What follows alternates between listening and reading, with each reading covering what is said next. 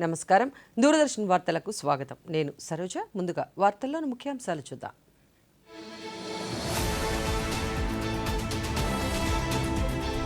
మూడు దేశాల పర్యటనలో భాగంగా రొమేనియా బయలుదేరిన రాష్ట్రపతి ద్రౌపది ముర్ము.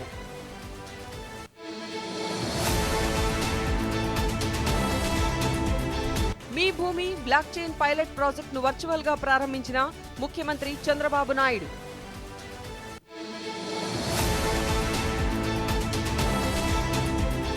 నేతన్నల సేవలో పథకం కింద చేనేత కుటుంబాలకు ఏటా 25,000 రూపాయల ఆర్థిక సాయం అందించేందుకు రాష్ట్ర మంత్రివర్గం ఆమోదం.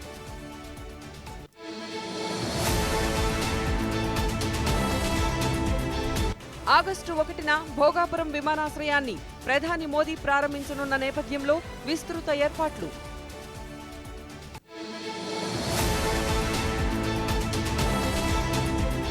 ప్రధాని మన్ కీ బాత్ కార్యక్రమం ఈ నెల 26వ తేదీ ఆదివారం ఉదయం 11 గంటలకు ప్రసారం.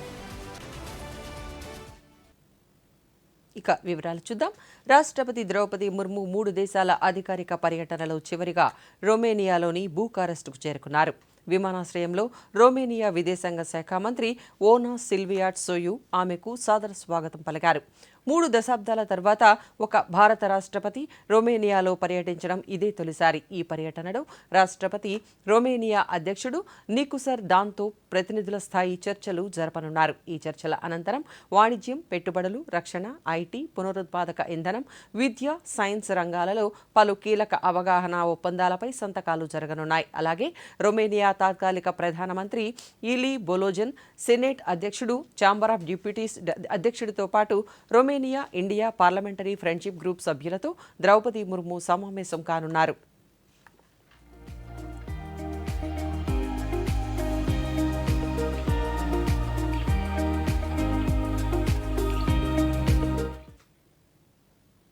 Chief of defence staff CDS general NS Raja Subramani ఢిల్లీలోని పార్లమెంటు భవన్లో ఈరోజు ఉపరాష్ట్రపతి సిపి రాధాకృష్ణన్ను మర్యాదపూర్వకంగా కలిశారు. ఈ సందర్భంగా ఉపరాష్ట్రపతి చీఫ్ ఆఫ్ డిఫెన్స్ స్టాఫ్ జనరల్తో సమావేశమయ్యారు.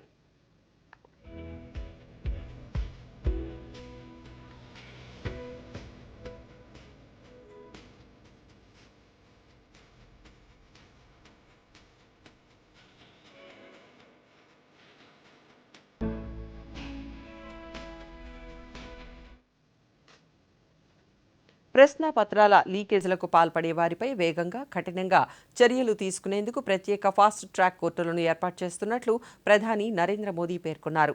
విద్యార్థుల సంక్షేమం, భవిష్యత్తు కంటే ప్రభుత్వానికి ముఖ్యమైనది ఏదీ లేదని ఆయన స్పష్టం చేశారు. ప్రశ్నాపత్రాల లీకేజీలకు పాల్పడే వారిపై చర్యలు తీసుకునేందుకు ప్రత్యేక ఫాస్ట్ ట్రాక్ కోర్టులను ఏర్పాటు చేస్తామని తెలిపారు. ఈ నేరాలకు పాల్పడే వారిపై కఠినంగా వ్యవహరిస్తామని స్పష్టం చేశారు. ఈ మేరకు ప్రధాని సామాజిక మాధ్యమంలో పోస్టు చేశారు.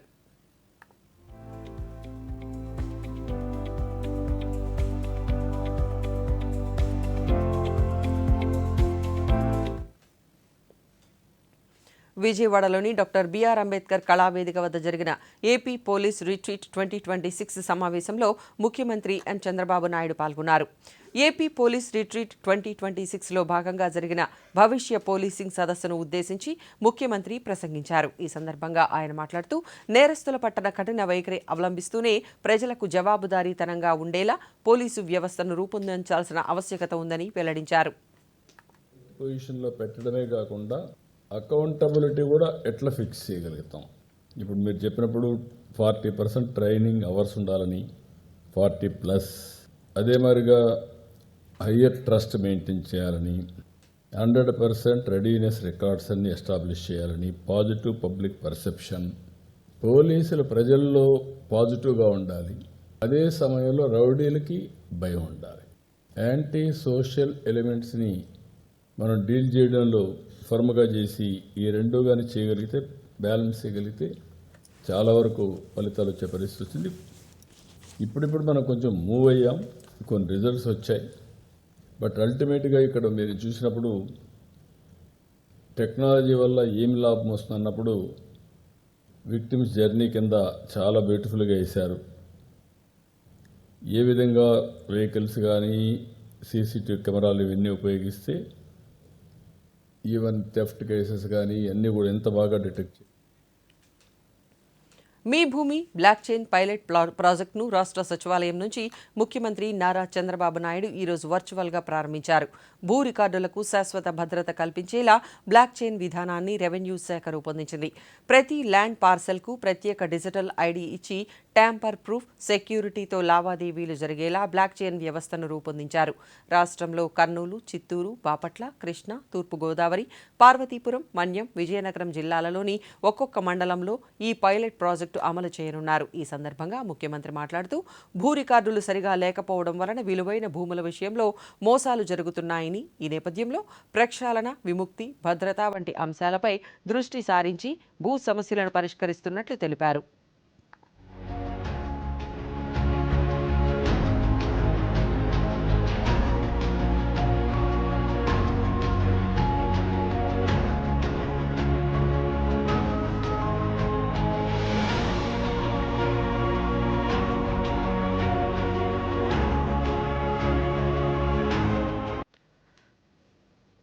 అమరావతి క్వాంటమ్ వ్యాలీలో మరో కీలకమైన ప్రాజెక్టు ఏర్పాటుకు పంజాబ్ నేషనల్ బ్యాంక్ ముందుకు వచ్చింది.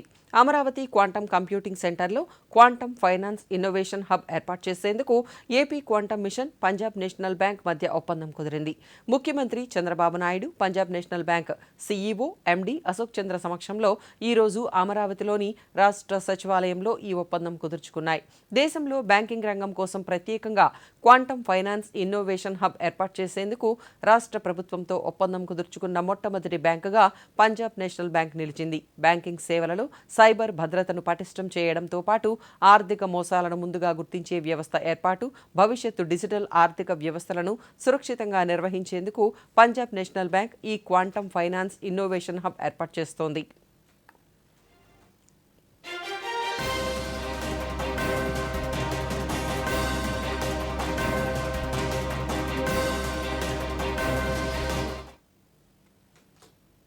వచ్చే ఏడాది నిర్వహించే గోదావరి పుష్కరాల నిర్వహణ, భద్రత, బందోబస్తు ఏర్పాట్ల కోసం 50 కోట్ల రూపాయల నిధులను మంజూరుకు రాష్ట్ర మంత్రివర్గం ఆమోదం తెలిపింది. ముఖ్యమంత్రి నారా చంద్రబాబు నాయుడు అధ్యక్షతన ఈ రోజు జరిగిన రాష్ట్ర మంత్రివర్గ సమావేశం పలు కీలక నిర్ణయాలను తీసుకుంది.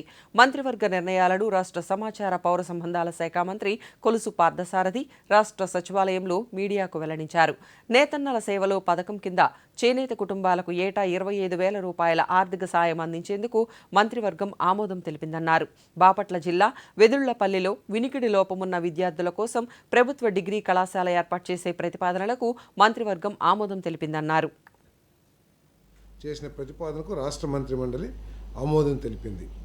ఆంధ్రప్రదేశ్ మున్సిపాలిటీల చట్టం 1965కు సవరణ జరిగే వరకు శ్రీకాకుళంలోని ఎల్పీ నెంబర్ 38/82Aలో 333.3 చదరపు గజాల మున్సిపల్ ఖాళీ స్థలంలో ప్రజాపిత బ్రహ్మకుమారిస్ ఈశ్వరీయ విశ్వవిద్యాలయం శ్రీకాకుళం శాఖ లీజు ప్రాతిపదికన కొనసాగేందుకు అనుమతి ఇచ్చే ప్రతిపాదనకు రాష్ట్ర మంత్రి మండలి ఆమోదం తెలిపింది. మరి 2027 జూన్, జూలై నెలల్లో జరగనున్న గోదావరి పుష్కరాలని అత్యంత ప్రతిష్టాత్మకంగా ఈ ప్రభుత్వం నిర్వహించబోతా ఉంది. కొన్ని కోట్లాది మంది భక్తులు మరి గోదావరి పుణ్యస్నానం చేయటానికి వచ్చే అవకాశం ఉంది. కాబట్టి ఈ పుష్కరాలని సమర్థవంతంగా ప్రజలకి సౌకర్యవంతంగా నిర్వహించాలనే ఉద్దేశంతో మరి భద్రత మరియు బందోబస్తు ఏర్పాట్లు చేపట్టేందుకు అయ్యే వ్యయం కోసం 50 కోట్లు మంజూరు చేసే ప్రతిపాదనకు రాష్ట్ర మంత్రి మండలి ఆమోదం తెలిపింది.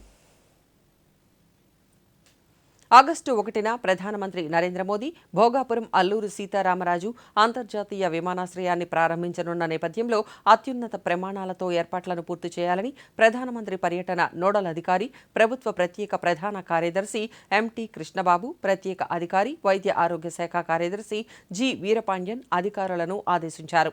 విజయనగరం జిల్లా కలెక్టర్ ఎస్ రామసుందర్ రెడ్డితో కలిసి భోగాపురంలోని విమానాశ్రయాన్ని సందర్శించిన వారు ప్రారంభోత్సవానికి సంబంధించిన ప్రతి అంశాన్ని క్షుణ్ణంగా పరిశీలించారు.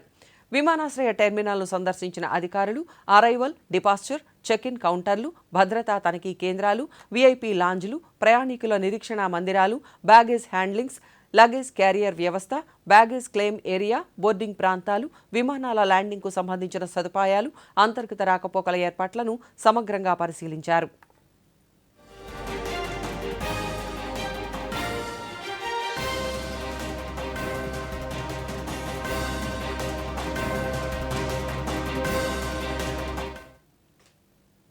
ఆంధ్రప్రదేశ్లో తమ ప్రభుత్వ హయాంలో ఇప్పటివరకు 29,30,357 కోట్ల పెట్టుబడులతో 1,037 పరిశ్రమలు ముందుకు వచ్చాయని రాష్ట్ర ఐటీ, విద్యాశాఖల మంత్రి నారా లోకేష్ తెలిపారు. వీటి ద్వారా 24,66,165 మంది యువతకు ఉద్యోగ అవకాశాలు లభించే అవకాశముందని ఆయన పేర్కొన్నారు. ప్రతి ప్రాజెక్టును ఎప్పటికప్పుడు ట్రాక్ చేస్తూ త్వరితగతిన గ్రౌండ్ అయ్యేలా చర్యలు తీసుకోవాలని మంత్రి అధికారులను ఆదేశించారు. యువతకు 20 లక్షల ఉద్యోగాల కల్పనపై ఏర్పాటైన మంత్రుల బృందం సమావేశం మంత్రి లోకేష్ అధ్యక్షతన ఉండవల్లిలో ఈరోజు జరిగింది. ఈ సమావేశంలో లోకేష్ మాట్లాడుతూ పరిశ్రమలకు భూ కేటాయింపులు, అనుమతులు, ప్రోత్సాహకాల విషయంలో వివిధ శాఖలు సమన్వయంతో పనిచేయాలని, ప్రతి నెలా నిర్వహించే సమీక్షలో పురోగతి కనిపించాలని అన్నారు.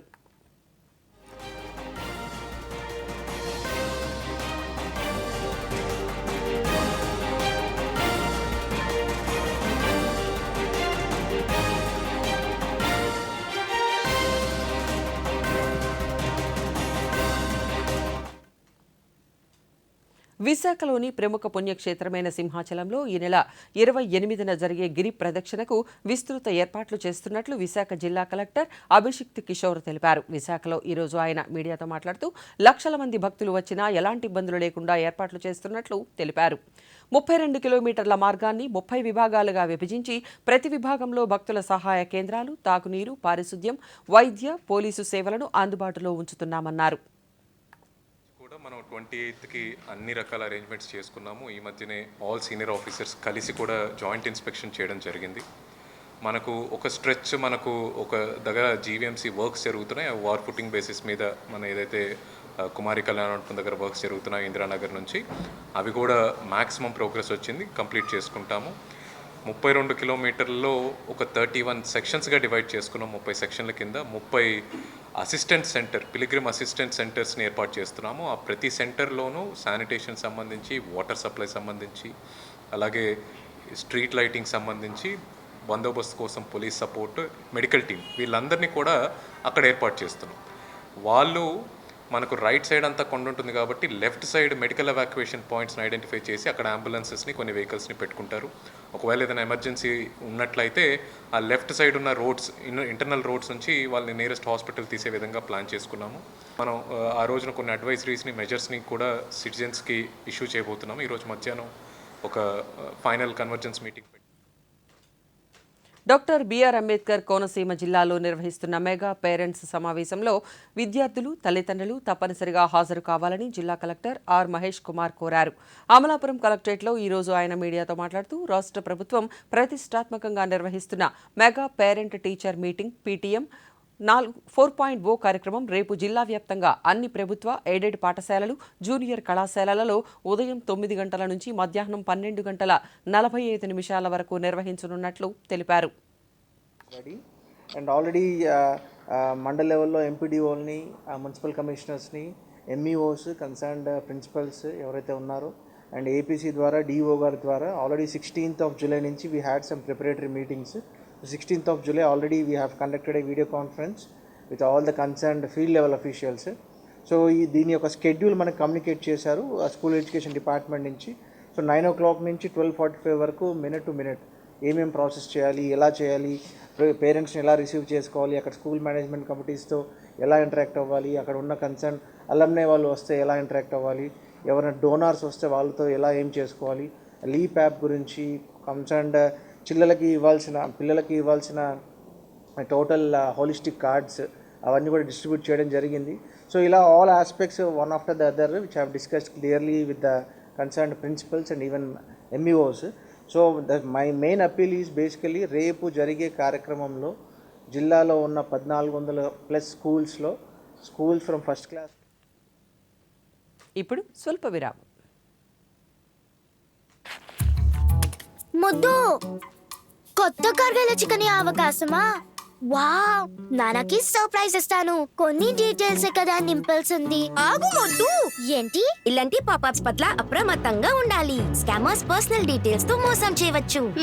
ఓ, నీకు అర్థమైంది కదా, రిలాక్స్. కానీ కార్గిల చికెన్ ఉంటే నాన్న హోంవర్క్ చేయమని వారు కాదు. ఆర్బీఐ అంటుంది స్మార్ట్ అవ్వండి, కూల్గా ఉండండి. విరామం అనంతరం వార్తలకు పునః స్వాగతం. విద్యార్థి ప్రతినిధులతో చర్చల కోసం ప్రభుత్వం 4 అధికారిక ప్రతిపాదనలను పంపిందని, అన్ని అంశాలపై చర్చించడానికి సిద్ధంగా ఉన్నామని కేంద్ర శాస్త్ర సాంకేతిక సహాయ మంత్రి డాక్టర్ జితేంద్ర సింగ్ పేర్కొన్నారు. ఢిల్లీలో ఈరోజు ఆయన మీడియాతో మాట్లాడుతూ సమస్యల పరిష్కారంపై చర్చించేందుకు విద్యార్థులు ముందుకు రావాలని విజ్ఞప్తి చేశారు. కేంద్ర ఆరోగ్య మంత్రి జేపీ నడ్డాతో కలిసి తాను స్వయంగా ఈ చర్చలలో పాల్గొంటానని ఆయన తెలిపారు. విద్యార్థుల సంక్షేమాన్ని దృష్టిలో ఉంచుకొని అందుకు అనుగుణంగా ప్రభుత్వం చర్యలు తీసుకుంటోందని స్పష్టం చేశారు. देने को भी तैयार है. We do not stand on prestige, we never stand on prestige. देश के स्वास्थ्य मंत्री और वरिष्ठ नेता श्री जेपी नड्डा जी रहेंगे, उनके हमरा उनके संग मैं भी रहूंगा. और प्रधानमंत्री श्री नरेंद्र मोदी जी स्वयं बहुत संवेदनशील है इस विषय को लेकर के. उन्होंने जैसे सुबह भी अपने कथन में कहा कि सर्वाधिक प्राथमिकता और इम्पोर्टेंस और महत्व वो देते हैं युवाओं के हितों को. बड़ी विनम्रता से आपसे अपील करता हूं कि आइए, बैठिए, चर्चा कीजिए और इस परिस्थिति का समाधान निकालने का हम एक ईमानदाराना प्रयास कोशिश करें. పేపర్ లీక్ కేసుల కోసం ఫాస్ట్ ట్రాక్ కోర్టులను ఏర్పాటు చేయాలన్న ప్రభుత్వ నిర్ణయాన్ని కేంద్ర ఆర్థిక మంత్రి నిర్మలా సీతారామన్ సమర్థించారు. ఈ సందర్భంగా ఆమె మీడియాతో మాట్లాడుతూ భారత యువత సంక్షేమము, భవిష్యత్తును పరిరక్షించాలని కేంద్ర ప్రభుత్వ నిబద్ధతను పునరుద్ఘాటించారు. ఇందులో ప్రమేయమున్న వారికి వేగంగా, కఠినంగా శిక్ష విధించడం పరీక్షల పవిత్రతను కాపాడుతుందన్నారు. ఈ చర్య విద్యార్థులకు న్యాయం జరగాలనే ప్రభుత్వ సంకల్పాన్ని ప్రతిబింబిస్తుందని పేర్కొన్నారు. We handed over to those people who violated the sacredness of an exam by leaking the papers, by buying papers, by selling papers. Even earlier to this announcement, the government arrested those people who actually committed this crime. And those who have done this terrible crime against the young generation of our country will be punished at the earliest. We will, even now, I appeal to the opposition, particularly to the Congress party, that engage in a comprehensive debate. Discuss the issues here. If more steps are required, the government will answer the questions here. But discuss.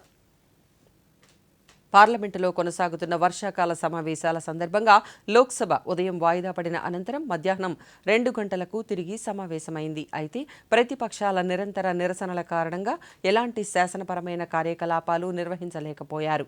Neat, UG పరీక్షా paper leak అయ్యాయన్న ఆరోపణలపై ప్రతిపక్ష పార్టీలు తీవ్ర నిరసనలు చేపట్టాయి. కేంద్ర విద్యాశాఖ మంత్రి ధర్మేంద్ర ప్రధాన్ తక్షణమే రాజీనామా చేయాలని డిమాండ్ చేశాయి. ఉదయం సెషన్లో సభ ప్రారంభమైన వెంటనే నినాదాలు, గందరగోళం చెలరేగడంతో స్పీకర్ ఓం బిర్లా సభా కార్యకలాపాలను పలుమార్లు నిలిపివేయాల్సి వచ్చింది. మధ్యాహ్నం 2 గంటలకు సెషన్ను తిరిగి ప్రారంభించేందుకు ప్రయత్నించగా నిరంతర గందరగోళం కొనసాగడంతో సభకు అధ్యక్షత వహించిన దిలీప్ సాకియా దిగువ సభను వాయిదా వేశారు.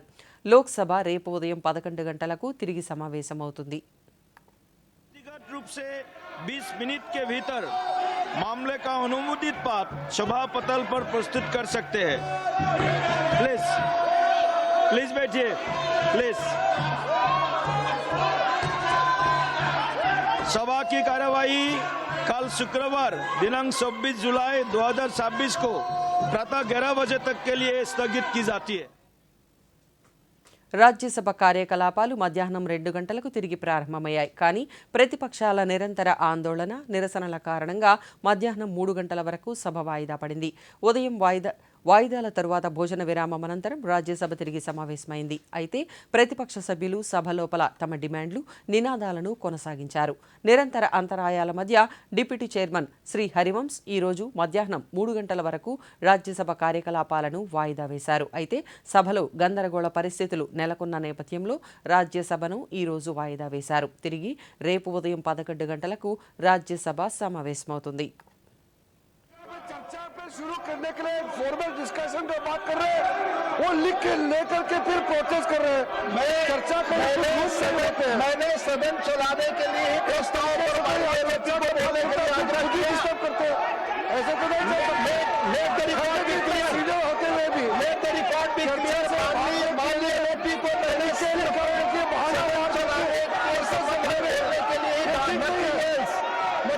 चर्चा चाहते हैं. प्रॉपर तरीके से चर्चा होना चाहिए. The House stands adjourned to meet at 11 a.m. on Friday the 24th. Paper leak కేసులలో దోషులను త్వరితగతిన కఠిన శిక్ష పడేలా ఫాస్ట్ ట్రాక్ కోర్టులను ఏర్పాటు చేయడంతో పాటు దేశ యువత ఆశయాలు నెరవేరేలా ప్రభుత్వం మరిన్ని అదనపు చర్యలు కూడా తీసుకుంటుందని కేంద్ర వాణిజ్య శాఖ మంత్రి పీయూష్ గోయల్ అన్నారు.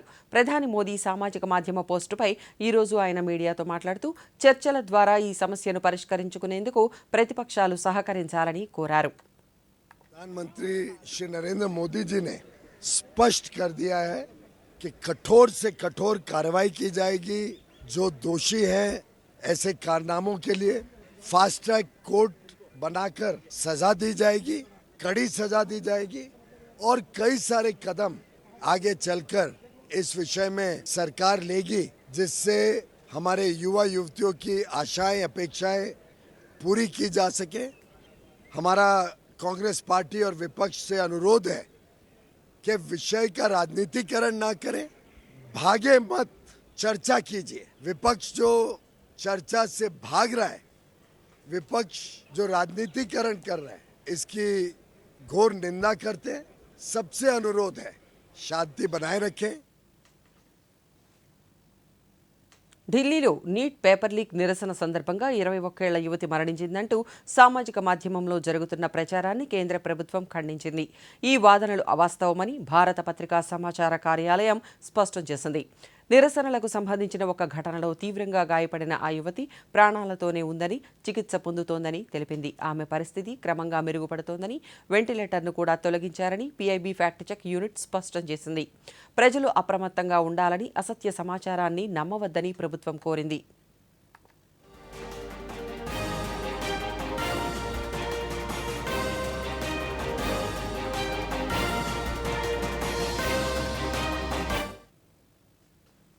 కేంద్ర ఆరోగ్య కుటుంబ సంక్షేమ శాఖ సహాయ మంత్రి అనుప్రియ ఎస్ పటేల్, ఇతర ఆరోగ్య మంత్రులు, ఉన్నతాధికారులతో కలిసి చండీగఢ్లో నిర్వహిస్తున్న 16వ బ్రిక్స్ ఆరోగ్య మంత్రుల సమావేశంలో ఈట్ రైట్ వాకథాన్లో పాల్గొన్నారు. ఈ సందర్భంగా ఆమె మాట్లాడుతూ ఆరోగ్యకరమైన జీవన శైలి కోసం బ్రిక్స్ మిషన్, మానసిక ఆరోగ్యం కోసం BRICS centres of excellence network వంటి కీలక కార్యక్రమాల గురించి ప్రత్యేకంగా ప్రస్తావించారు.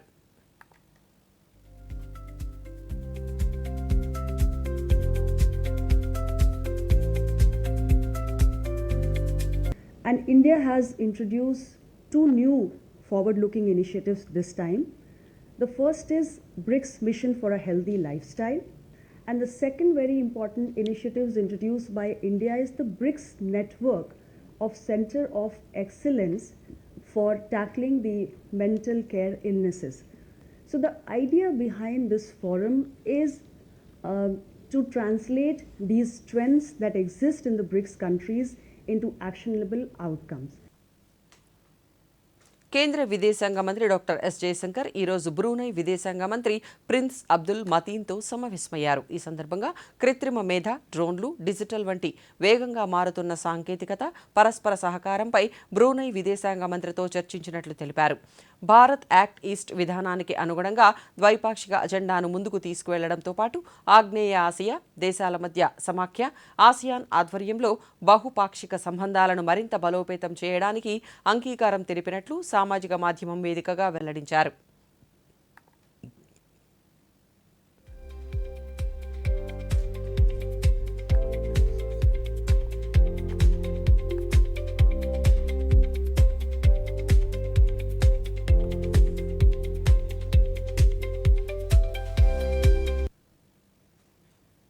త్రిపురలోని అగర్తలాలో ఖర్చీ పూజ ఉత్సవం అధికారికంగా ప్రారంభమైంది.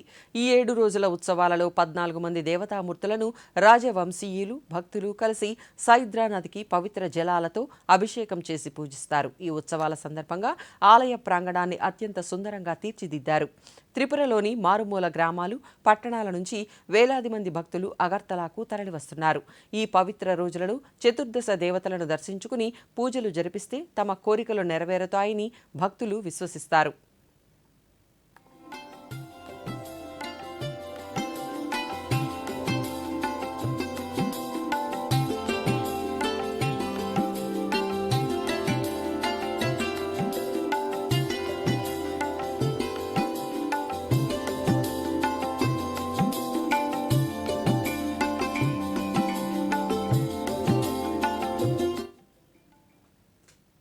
ఈశాన్య భారత రాష్ట్రమైన అస్సాంలో వరద పరిస్థితి అత్యంత ఆందోళనకరంగా కొనసాగుతోంది. ఎడతెరిపి లేకుండా కురుస్తున్న వర్షాల కారణంగా తూర్పు అస్సాం ప్రాంతం తీవ్రంగా ప్రభావితమైంది. రాష్ట్ర వ్యాప్తంగా 16 జిల్లాలలో ఏకంగా 5,64,000 మందికి పైగా ప్రజలు ఈ వరద విపత్తులో చిక్కుకున్నారు. బాధితులను సురక్షిత ప్రాంతాలకు తరలించేందుకు భారత వైమానిక దళం, భారత సైన్యం, ఎన్డీఆర్ఎఫ్, ఎస్డీఆర్ఎఫ్ బృందాలు సహాయక చర్యలను చేపట్టాయి. రవాణా వ్యవస్థ పూర్తిగా స్తంభించిపోవడంతో పలు గ్రామాలలో రాకపోకలు నిలిచిపోయాయి.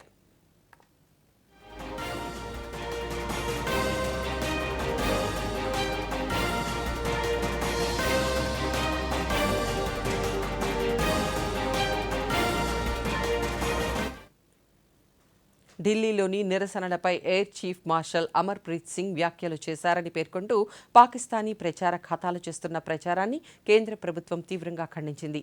ఈ వీడియో నకిలీదని, ఏఐ ద్వారా సృష్టించారని భారత పత్రికా సమాచార కార్యాలయం PIB పేర్కొంది.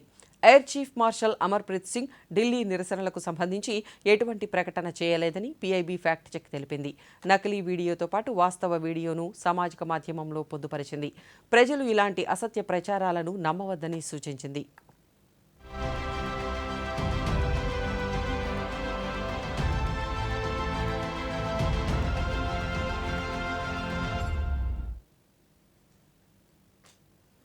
జాతీయ రహదారులపై ప్రతి ప్రయాణాన్ని సురక్షితం, సులభం, మరింత సౌకర్యవంతం చేసేలా రాజ్యమార్గ యాత్ర మొబైల్ యాప్ను రూపొందించారు. ఈ యాప్ ద్వారా real time traffic updates, toll plaza సమాచారం, ఫాస్ట్ ట్రాక్ సేవలు, సమీపంలోని మార్గమధ్య సౌకర్యాల వివరాలు, 1033 జాతీయ రహదారి హెల్ప్లైన్ తక్షణ సహాయాన్ని పొందవచ్చు. అలాగే వినియోగదారులు జాతీయ రహదారికి సంబంధించిన సమస్యలను జియో ట్యాగ్ చేసి నివేదించడం ద్వారా సంబంధిత అధికారులు వారి సమస్యలను వేగంగా పరిష్కరించేందుకు వీలవుతుంది.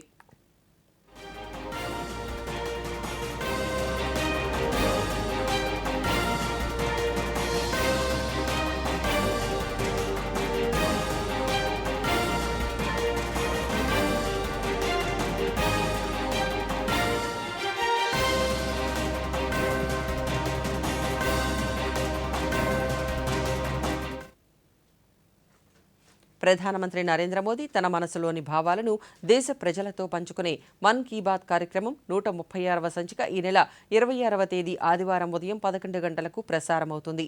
ప్రజలు తమ అభిప్రాయాలను నమో యాప్ ద్వారా కానీ, స్వర సందేశాలను 18001178000 నెంబరుకు రేపు సాయంత్రంలోగా పంపవచ్చు. అలాగే www.mygov.in వెబ్సైట్ ద్వారా కానీ 1922 నెంబరుకు మిస్డ్ కాల్ ఇవ్వడం ద్వారా తిరిగి మన మొబైల్కు వచ్చే సంక్షిప్త సందేశంలోని లింక్ ద్వారా కూడా అభిప్రాయాలను తెలియజేయవచ్చు. ఆకాశవాణి సమన్వయంతో దూరదర్శన్ ఛానళ్లు మన్ కీ బాత్ కార్యక్రమాన్ని ప్రసారం చేస్తాయి. ఈ కార్యక్రమ తెలుగు అనువాదం వెనువెంటనే దూరదర్శన్ సప్తగిరిలో ప్రసారమవుతుంది. हम की बात सामूहिकता की शक्ति के साथ, मोदी जी के साथ देश का संवाद और जन जन से सीधा जुड़ाव साथ आते हैं. వార్తలు ముగించే ముందు ముఖ్యాంశాలు మరొకసారి.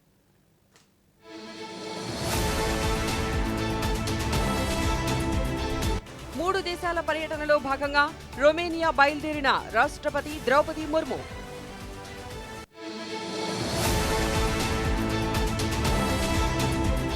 మీ భూమి బ్లాక్ చైన్ పైలట్ ప్రాజెక్టును వర్చువల్గా ప్రారంభించిన ముఖ్యమంత్రి చంద్రబాబు నాయుడు.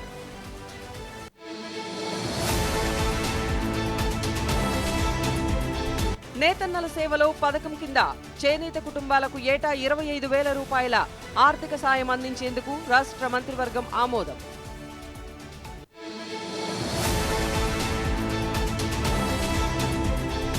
ఆగస్టు 1న భోగాపురం విమానాశ్రయాన్ని ప్రధాని మోదీ ప్రారంభించనున్న నేపథ్యంలో విస్తృత ఏర్పాట్లు.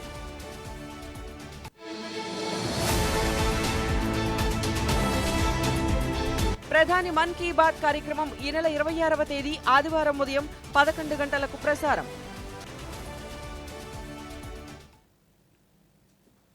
ఈ వార్తలు ఇంతటితో సమాప్తం. నమస్కారం.